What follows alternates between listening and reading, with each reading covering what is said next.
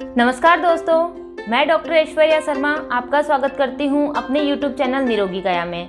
दोस्तों, आज हम बात करेंगे ऐसे कुछ योगासनों के बारे में जिनको करके अर्थराइटिस को जड़ से खत्म कर सकते हैं। अर्थराइटिस को आम भाषा के अंदर गठिया के नाम से भी जाना जाता है। इसके अंदर दर्द के साथ साथ में व्यक्ति के जोड़ों के अंदर सूजन भी आ जाती है और यह स्थिति किसी भी व्यक्ति के लिए बहुत ही ज़्यादा तकलीफदेह होती है, क्योंकि गठिया में व्यक्ति के जोड़ों में दर्द के साथ साथ में सूजन भी होता है। लेकिन इसका समय पे अगर इलाज करा लें तो इसे हम जड़ से खत्म भी कर सकते हैं। अब बात आती है अर्थराइटिस कितने प्रकार के होते हैं। तो दोस्तों, अर्थराइटिस को दो प्रकार से जाना जाता है। इसमें सबसे पहले आता है ऑस्टियोआर्थराइटिस, सेकंड नंबर पे आता है रूमेटोआर्थराइटिस। ऑस्टियोआर्थराइटिस अर्थराइटिस का मुख्य लक्षण है, जिसका सीधा असर जोड़ों के कार्टिलेज पर पड़ता है। इसी के कारण से ही चलने फिरने में बहुत ज्यादा तकलीफ होती है। अब बात आती है रूमेटोआर्थराइटिस की। रूमेटोआर्थराइटिस अर्थराइटिस का ही दूसरा प्रकार है, जिसमें वे लोग सबसे ज्यादा पीड़ित होते हैं जिनकी लगभग उम्र 40 से 50 वर्ष की होती है। रूमेटोआर्थराइटिस के अंदर रोग प्रतिरोधक क्षमता यानी इम्यूनिटी पावर कमजोर हो जाता है, जिसके कारण हाथ पैरों में बहुत ज्यादा दर्द होता है। रूमेटोआर्थराइटिस के अंदर हाथ पैरों में दर्द के साथ साथ में सूजन भी आ जाती है। यदि इसका इलाज समय पर नहीं करवाया जाए तो इससे हमारे शरीर की बोन्स भी खराब हो जाती है, जिसके कारण से ट्यूमर होने की संभावना काफ़ी हद तक बढ़ जाती है।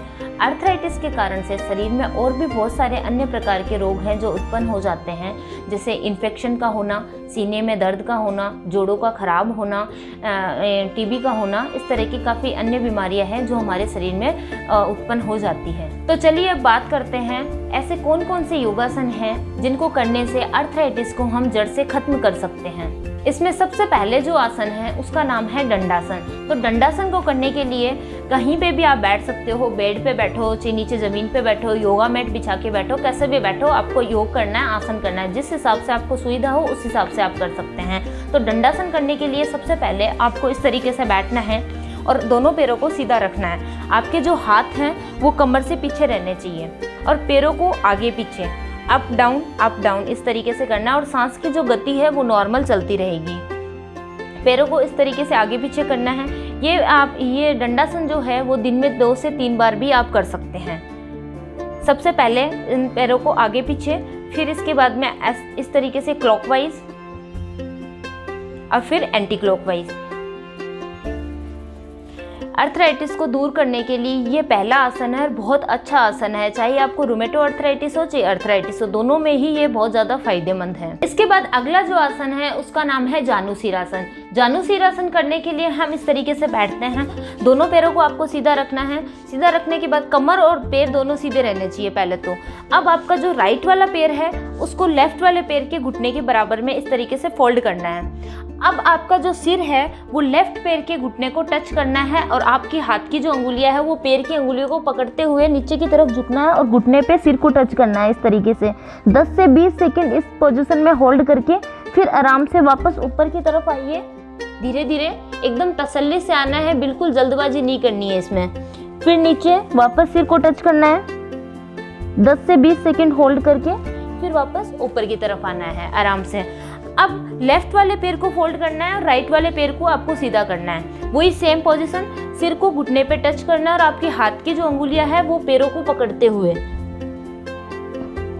आराम से एकदम धीरे धीरे करना है, बिल्कुल जल्दबाजी नहीं करनी है। अगर आप स्टार्टिंग में अभी आपने योग करने की शुरुआत की है तो एकदम धीरे धीरे 20 से 30 सेकंड होल्ड करके फिर आराम से धीरे धीरे ऊपर की ओर आए। इस योगासन को आप 2 से 3 बार इसको दोहरा सकते हैं। इसके बाद अगला जो आसन आता है उसका नाम है पश्चिम उत्तानासन। पश्चिम उत्तानासन करने के लिए भी हम उसी तरीके से बैठेंगे। ये देखिए इस तरीके से। इसके अंदर आपको दोनों पैर एकदम सीधे रखने हैं, बिल्कुल फोल्ड नहीं होने चाहिए। आपके जो घुटने हैं वो जमीन को टच करते हुए और इसमें आपको सिर को घुटनों पे टच करना है। पहले अपन ने जिस आसन में किया था उसमें एक एक पैर से किया था, अब इसमें दोनों पैरों को एक साथ में सिर जो है वो घुटने पे टच करना है और आपके जो हाथ है वो पैर की अंगुलियों को पकड़ते हुए और आराम से धीरे धीरे सिर को टच करना है।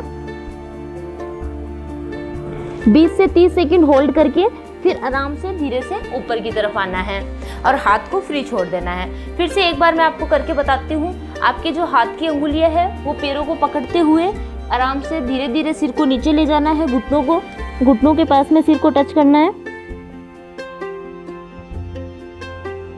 अब आराम से ऊपर की तरफ आना है वापस। इस आसन को आप 2 से 3 बार दोहरा सकते हैं। अब इसके बाद अगला जो आसन है उसका नाम है धनुरासन। तो धनुरासन को करने के लिए हमें पेट के बल उल्टा लेटना होगा। ये देखिए, धनुरासन करने के लिए पेट के बल इस तरीके से लेटना है। लेटने के बाद में आप अपने दोनों पैरों को फोल्ड करें। फोल्ड करने के बाद में अपने हाथों से पैर को पकड़ना है इस तरीके से और सांस लेते हुए ऊपर की तरफ आना है। अब इसमें भी 20 से 30 सेकंड होल्ड करके फिर आराम से सांस छोड़ते हुए नीचे की तरफ और पैरों को फ्री छोड़ देना है और आपके हाथ जो है वो कमर के पास में। फिर से एक बार दोहराते हैं इसी आसन को।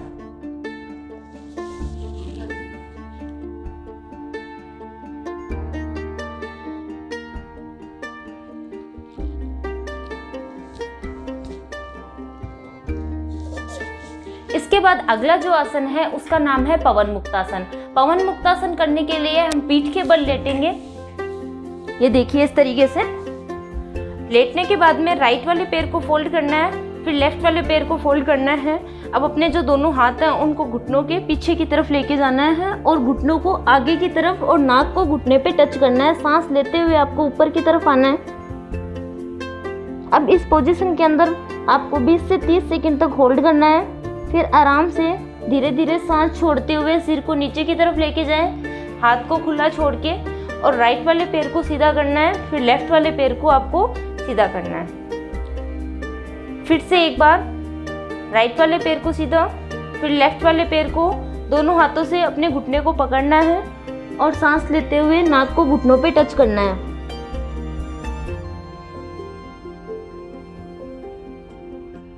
सांस छोड़ते हुए सिर को नीचे। अब अपने दोनों हाथों को फ्री छोड़ के राइट वाले पैर को सीधा, फिर लेफ्ट वाले पैर को। इस तरीके से आप पवन मुक्तासन कर सकते हैं। इन आसनों के अलावा कुछ ऐसी सूक्ष्म क्रियाएं हैं जिनको करके आप अपने अर्थराइटिस को जड़ से खत्म कर सकते हैं। वो अब देखिए सूक्ष्म क्रियाएं कैसे करेंगे। दोनों हाथों को आगे, अब अपने दोनों हाथों की कोहनियां हैं वो एकदम सीधी रहनी चाहिए और इस तरीके से क्लॉकवाइज और एंटी क्लॉकवाइज करना है। ये थी एक क्रिया। इसके बाद में दूसरी जो क्रिया है, दोनों हाथ आपके सामने की तरफ, हथेली आसमान की तरफ और कंधे पे टच करना है। हाथ को साइड में, फिर हाथ को ऊपर और नीचे। अब आपके जो हाथ हैं वो शोल्डर को टच करते हुए क्लॉकवाइज पूरा राउंड लेना है आपको। और जब भी आपका हाथ क्लॉकवाइज आता है तो दोनों जो कोहनियां हैं आगे की तरफ आती है तो टच होनी चाहिए इस तरीके से। फिर इसके बाद में एंटी क्लॉकवाइज। तो इनके भी आप 10 से 15 राउंड कर सकते हैं। ये आपके हाथ के शोल्डर के लिए बहुत अच्छी एक्सरसाइज है। तो ये कुछ सूक्ष्म क्रियाएं थी जिनको करके आप अपने अर्थराइटिस को जड़ से खत्म कर सकते हैं। इन आसनों को और सूक्ष्म क्रियाओं को अगर आप रेगुलर करेंगे तो यकीन मानिए आपका जो अर्थराइटिस है वो एक दिन जड़ से खत्म हो ही जाएगा। अब अंत में मैं आपको कुछ ऐसे घरेलू नुस्खे बताना चाहती हूँ जिनका प्रयोग करके आप अपने अर्थराइटिस को बहुत ही सरल और सस्ते तरीके से खत्म कर सकते हैं। इसके लिए आप प्रतिदिन एलोवेरा जूस का जरूर सेवन करें। एलोवेरा जूस अर्थराइटिस में बहुत ही अच्छा काम करता है। रेगुलर 20 से 30 ml खाली पेट एलोवेरा जूस जरूर पिए। एक चीज़ का ध्यान रखें, एलोवेरा जूस पीते टाइम कांच के गिलास में या चीनी मिट्टी के कप में ही आप इसका सेवन करें। बथुए का सेवन भी अर्थराइटिस में बहुत ही ज़्यादा फायदेमंद होता है। मेथी दाना अर्थराइटिस के लिए बहुत ज़्यादा अच्छा है। 1 चम्मच मेथी दाना आप रात को सोते समय पानी में भिगो के छोड़ दें। सुबह उठ के उस पानी को आप छान के पी सकते हैं। वो पानी आपके अर्थराइटिस के जोड़ों के दर्द के लिए बहुत ही ज़्यादा फायदेमंद है। उस मेथी को भी आपको फेंकना नहीं है, उसका भी आप यूज कर सकते हैं। चाहे आप कैसे भी यूज करो, सब्जी में डाल के या फिर उसका पराठा बना के कैसे भी यूज कर सकते हो। मेथी को भी आपको यूज करना है। इसमें आप चूने का भी प्रयोग कर सकते हैं। तो चूने का प्रयोग करने के लिए आप मिट्टी का छोटा पॉट ले आएँ, उसके अंदर आप आधे चूने की ट्यूब डाल दें और उस पॉट को फुल भर लें। उसके अंदर आप रेगुलर 2 चम्मच उसका पानी सुबह जरूर पिएं। खाली पेट उसका जो 2 चम्मच पानी है वो रेगुलर पिए, 1 गिलास पानी में और 2 चम्मच पानी को ऐड करके, और उसके अंदर बार बार पानी आप ऐड करते रहें मिट्टी का जो पॉट है उसमें। इसके अलावा प्रतिदिन लहसुन की कली का भी आप सेवन कर सकते हैं और दिन में कम से कम 3 से 4 लीटर पानी जरूर पिए। पानी की कमी के कारण भी बहुत सारी प्रॉब्लम होती है, तो कम से कम 3 से 4 लीटर पानी भी रेगुलर पिए। तो इन सारे उपायों को करके आप अपने आर्थराइटिस को जड़ से खत्म कर सकते हैं।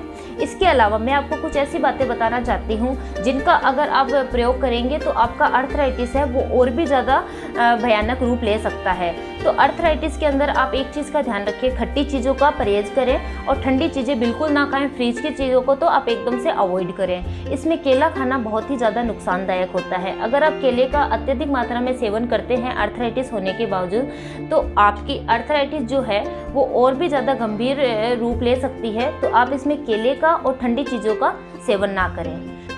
उम्मीद करती हूँ आज का ये वीडियो आपको पसंद आया होगा। आशा है आप सभी स्वस्थ और निरोगी रहें।